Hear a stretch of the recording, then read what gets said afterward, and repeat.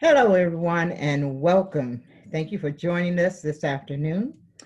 I am your host, Lawana Parker, and today's sponsors are Beauty by Lawana and California Cover Ups. When you want to look your very best and you want that special someone to notice you, please come to Beauty by Lawana and California Cover Ups. We will bring out the inner beauty, and California Cover Ups has just the right look for that special occasion, even if it's just to lounge around the house with a cup of coffee or a glass of champagne and just relax. Remember, anytime you want that special inner beauty to show, go to the Luana, Beauty by Luana, and see California Cover Ups. So we are excited because today we have a very special guest. We are thrilled to death to welcome on the show today Victor Irving Jenkins. Now, Victor is going to do something that's extra special because you know what? He had the audacity to ask me about a book, whether or not I had read the Bridges of Madison County or seen the movie. And of course, I hadn't.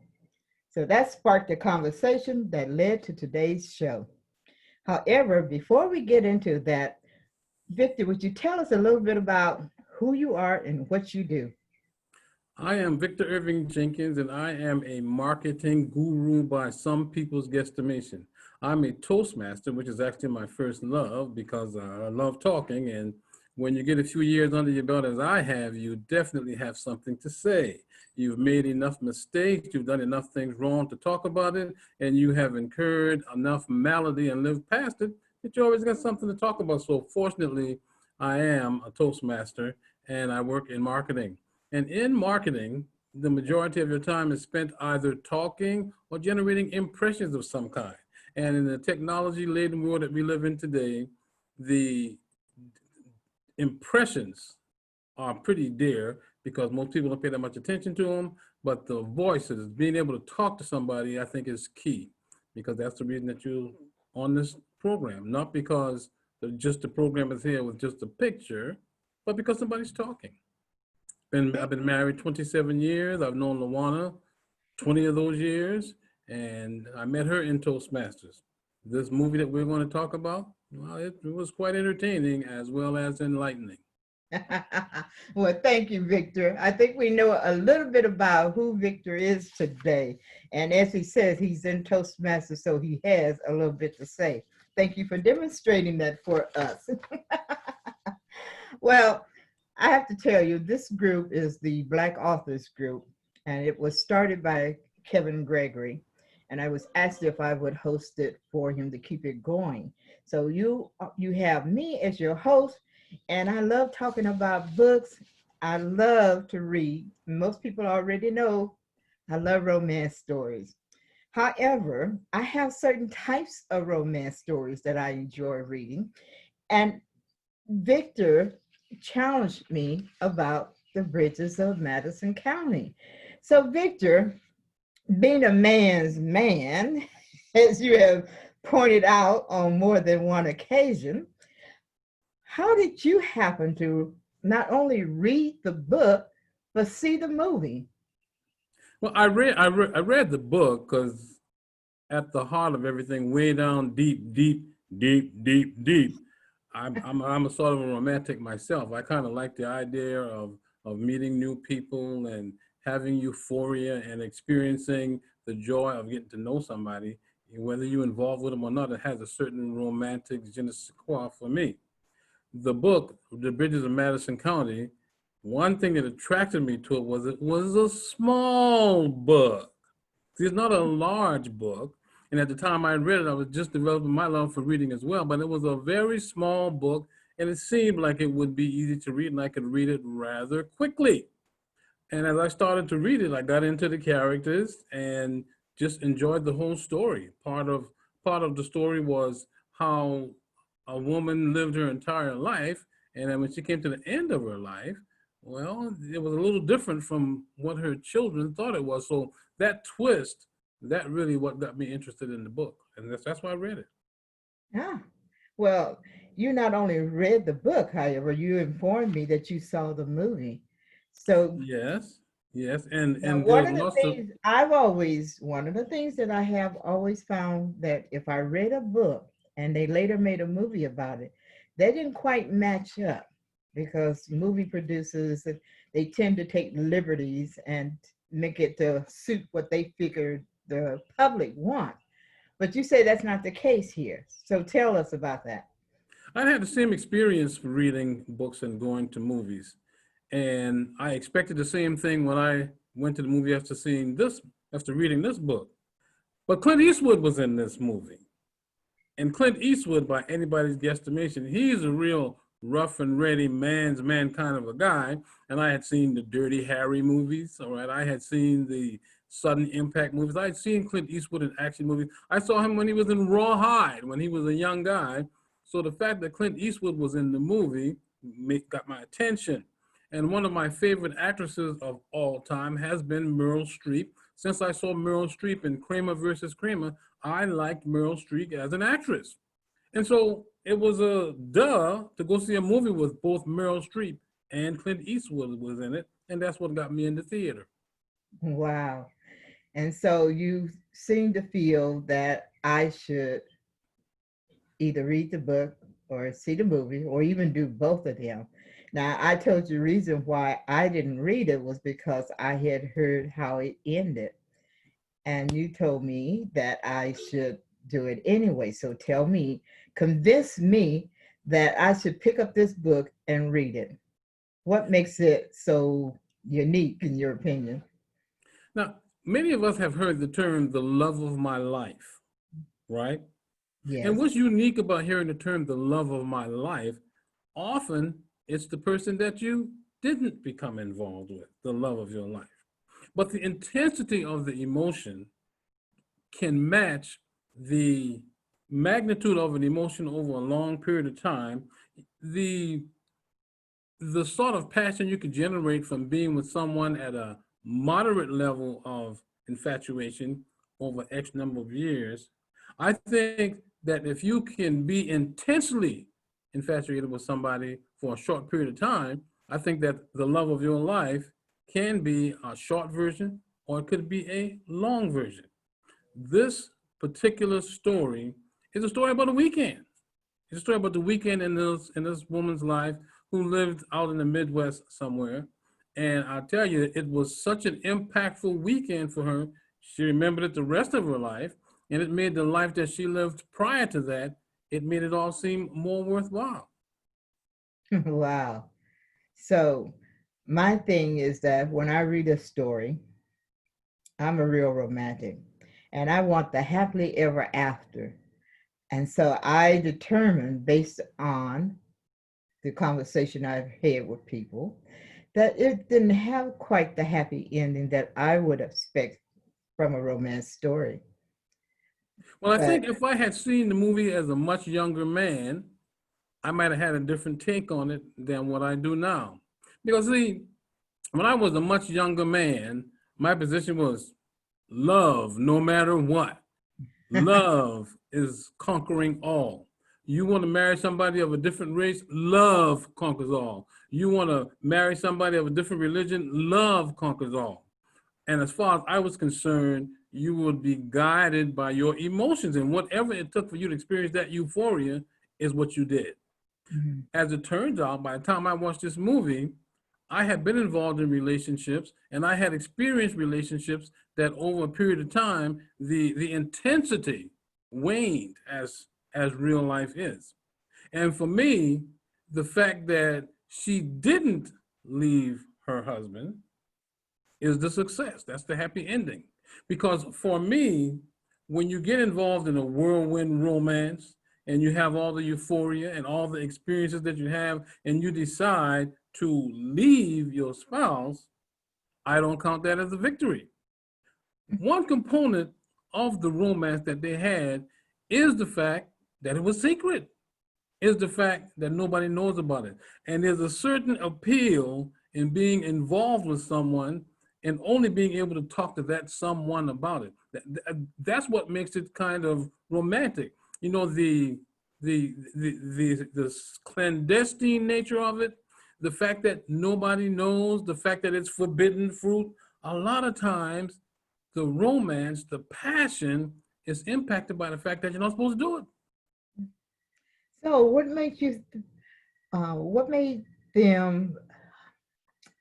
I mean, most stories nowadays, you hear somebody, they meet someone and they fall in love and they just forget everything before. They drop everything. They want to be with this new person that they met because this is now the love of their life. But you're telling me that they fell in love over a weekend and the love was so strong that they remembered it the rest of their life. It was their own personal world. Absolutely. She Absolutely. anyway And stayed with her spouse. You didn't mention about him, whether he was married or not, but she stayed with her family and chose to keep that a secret part of her life. here's how it mapped out. These adults loved their mother. They really thought their mother was a great mother. The man thought she was a great wife. However, she had been denying herself lots of emotional satisfaction over the course of her life. She got married, she had dreams, she weren't able to accomplish those dreams. And the book does a pretty good job of articulating that so that you could actually feel that. And in the movie, you could see that because when it turned out the children had already left home and the father went to town to buy some cows or something. So she was left on her own. She was left by herself. And just so happened, this photographer came through town. This photographer who was single, this photographer who was a good photographer, and somehow they connected. Wherever she was deficient, he had an overage. Wherever she was minus, he was positive. And when they met each other, the attraction was so strong, it just gradually overwhelmed them. And before they knew it, they were in the throes of an illicit love affair, but they were really passionate about each other. And it wasn't just simply a physical relationship, it was a relationship that was so intense. When he died before she did. He Mhm. sent her all of his stuff. He sent her all the manuscripts that he had written. He sent her all the photographs that he had taken. He sent her a book that he compiled that was about her and dedicated it to her.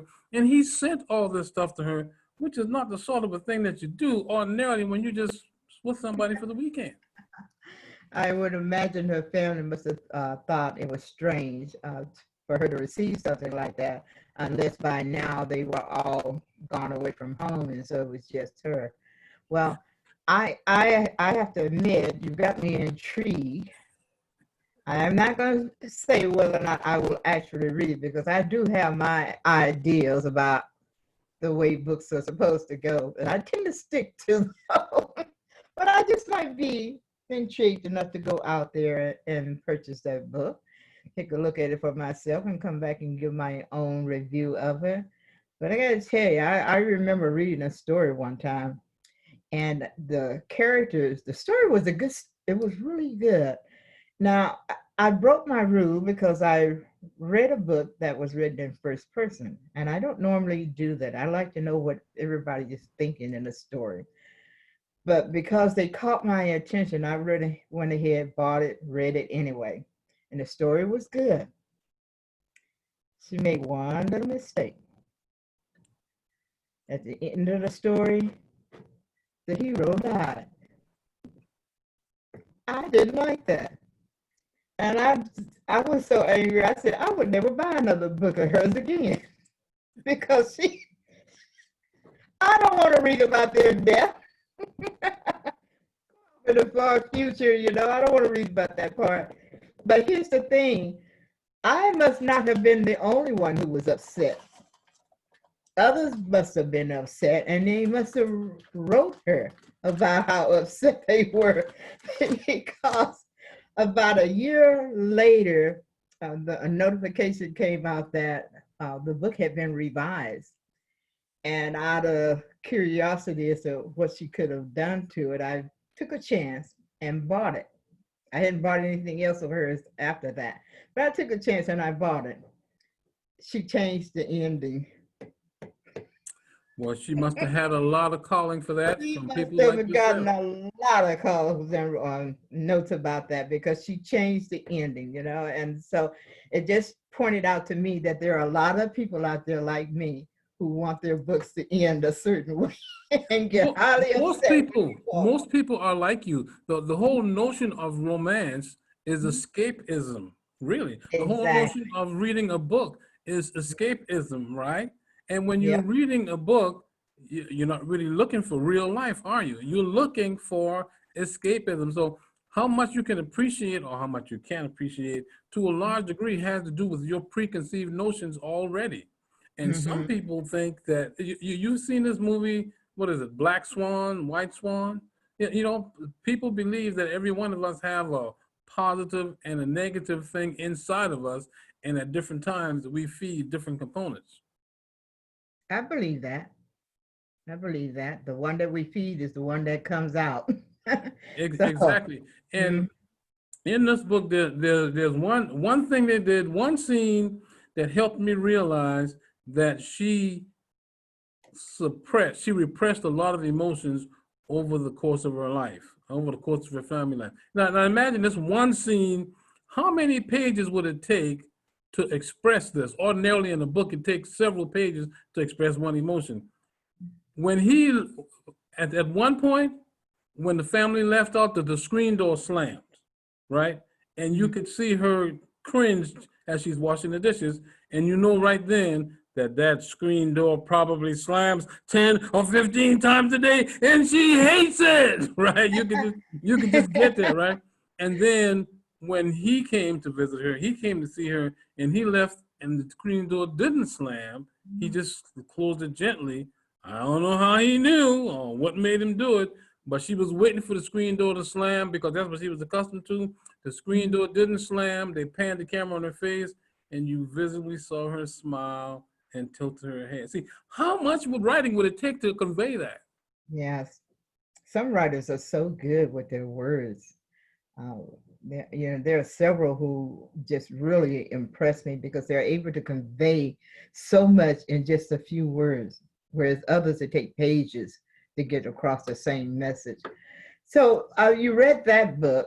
Is that something that you normally do, read romances, or you No, normally read other types of no. books?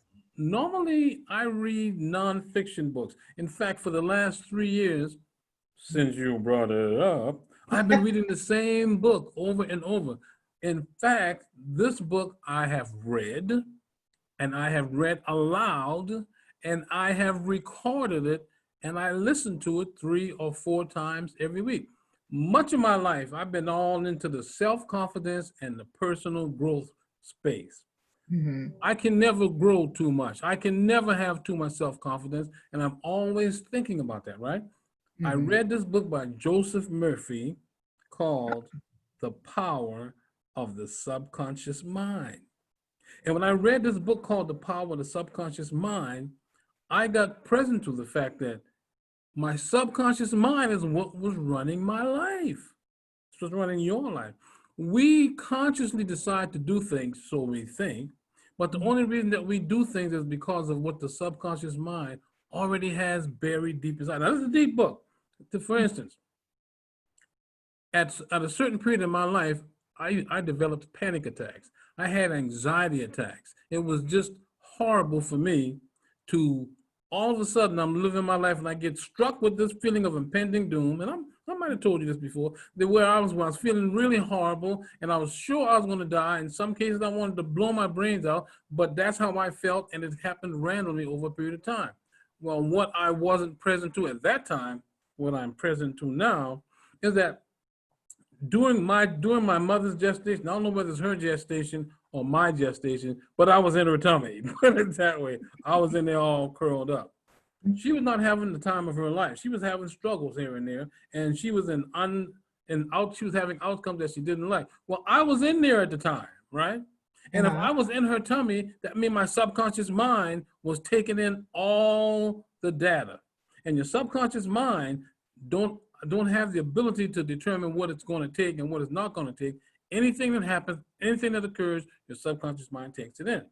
So my subconscious mind got accustomed to that misery, got accustomed to that that feeling of discomfort. And so as I grew into being an entity of my own, then consciously I began to suppress that thing. And then Mhm. one day it sneaked out and bam, all of a sudden it's there again and it comes randomly. And so I started reading this book and I learned about that. And what it did for me more than anything at all, Luana, is it helped me understand that of all the things that I could do in my life, of all the decisions that you could make, the number one decision that's critical is what am I going to think about right now? What am I Mhm. going to use my mind for right now? What am I going to think about? Because it is what you think about that determines what you bring about. So once I learned about this, the power of the subconscious mind from Joseph Murphy, I'm reluctant to read anything else because I want to know how to leverage my subconscious mind.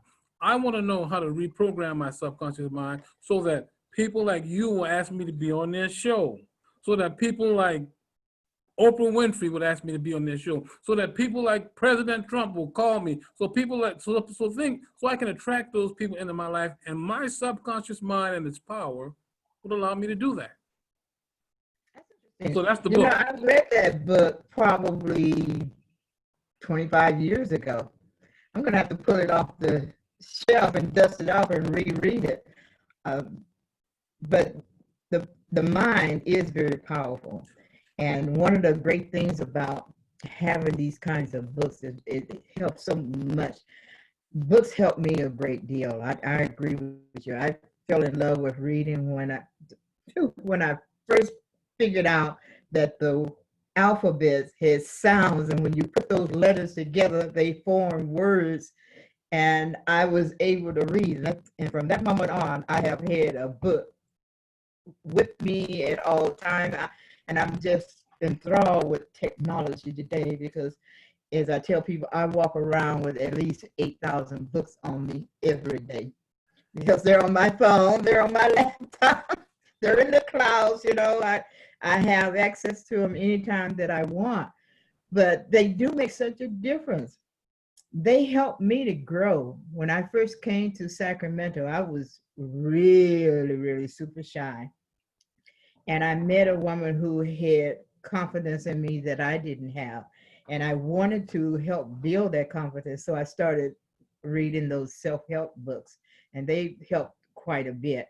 And which is great, but it's nice when you have somebody who else looks at you and say, you know what, I see you doing such and such a thing, because then you start seeing it and you start stepping out on it, and it makes a difference.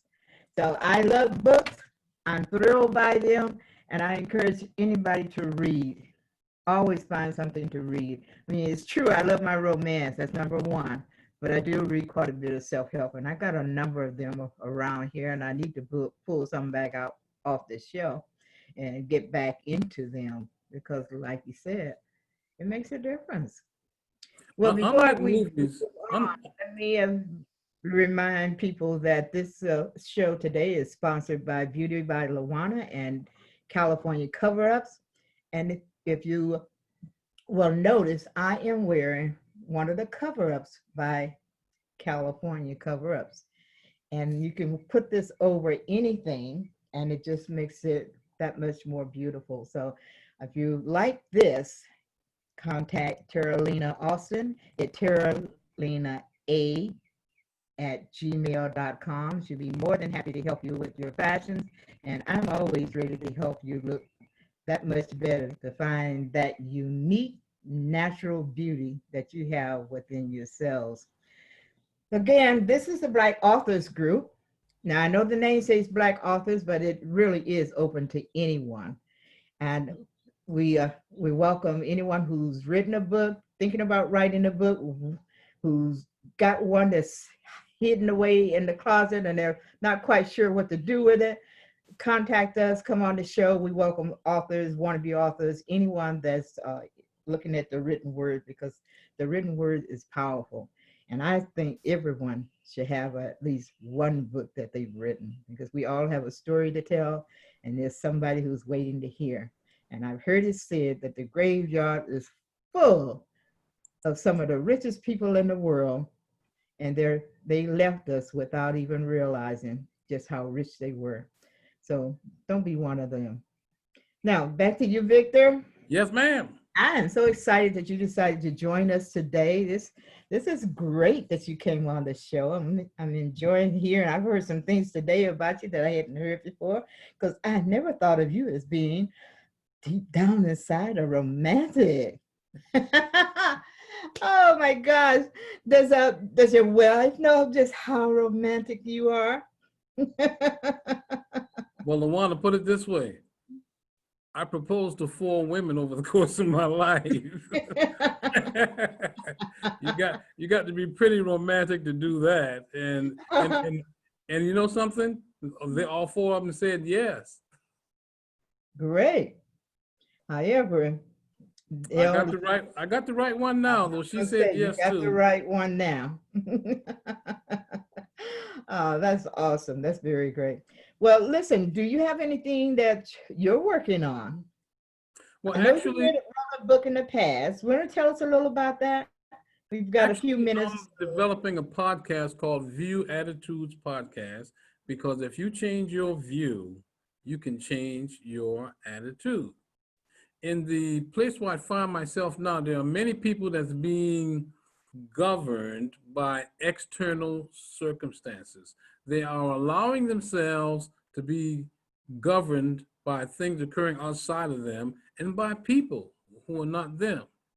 At the end of the day, Lawana, there's only one expert on Lawana Parker, and that's Lawana Parker. There's only one person that knows all the answers and about Lawana Parker, and that's Lawana Parker. You know, Zig Ziglar used to open up his talks by telling people, how many of you believe that there is something that you can do right now, today, that'll make your life better? Can you raise your hand? People would raise their hand, right? Says, how many of you think that there's something that you can do today or right now to make your life worse? You know, people would raise their hand, right? Then, but how many of you know that the choice is yours? Luana, not enough people know that the choice is theirs. So what View Attitudes podcast aims to do is to help people find their power, to actually look deep inside themselves to find solutions. When you allow somebody other than you to create meaning for you, and then you respond to that meaning as though it were the truth, sometimes it can be counterproductive. Mm, And for me, being a Christian, right? I mhm, spend a lot of time talking with Christians, although I'm not a Christian business, but I talk to a lot of Christians. And the reason I talk to a lot of Christians is because they allegedly have a platform where they work from. Like for instance, mhm. as a Christian, we are taught to walk in love, right? Yes. Well, if I'm talking to someone who's having a challenge in their relationship or a challenge with another person, and they confess to be a Christian, well, see, I can help them with a solution.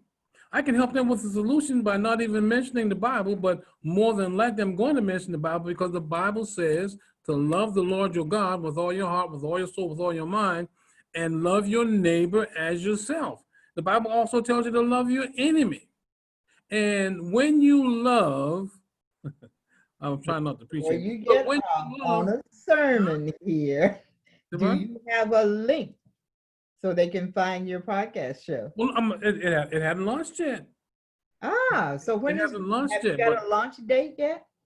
no, I haven't. I'm just getting all the images and I just ordered some T-shirts, some polo shirts because they're gonna be polo shirts with my logo on it. I'm looking for View Attitudes podcast to just go through the roof because there's no one that's saying what I'm saying. There's no one that's telling you that it don't make any difference to you who the president of the United States is. It don't make any difference to you who your preacher is. Oh, none of that stuff outside of you make any difference. Nobody else is saying that. I'm Mhm, saying it. I'm mhm. saying if you want to think of yourself as a victim, even if you suffer malady, you can think of yourself as a victim. But if you look at your malady as just a step in a direction where you're going to end up, which is a great direction, you'll feel better about yourself. Wow. Thank you. I have every bit of hope within my heart. And I know because I know you that You have thrown it to the universe. It's out there and it will happen. So thank you, Victor, for being a part of the show today. We're so excited. And I learned something about you far as romance is concerned. And who knows, I might surprise you on Well, that I'll book. be willing to Will. come back again. Let me give you thanks and appreciation for bringing me on your show. And I'm going to return the favor because you are going to be among the first few guests on View Attitudes podcast. Oh, It's going I to be look mostly forward to it. me, but every now and then I'll have a guest. I look forward to it. Thank you. And thank all of you for being a part of the program today. We know that this is a family day, but we appreciate the fact that you're taking just a few minutes out of your day to share with us, to listen to what we have to say. And we will continue to do this. Look for us again next Sunday. We had a bit of technical problems today. The initial thing was to be live with you, but we did not want to delay the show as we tackled the technical problems, so we pre-recorded and it's going up just as soon as we complete here. We want you to spread the word, let others know about us. We're here every Sunday. We'll be here at 3, or if we can't be on live at 3, we'll go, we'll make sure it's posted at 3:30, so you have that span time to look for the show. Again, thank you, Victor. And with Welcome. that, I say, everyone, remember Beauty by Luana and California Cover Ups. Stay safe and keep the faith. Bye now. Bye.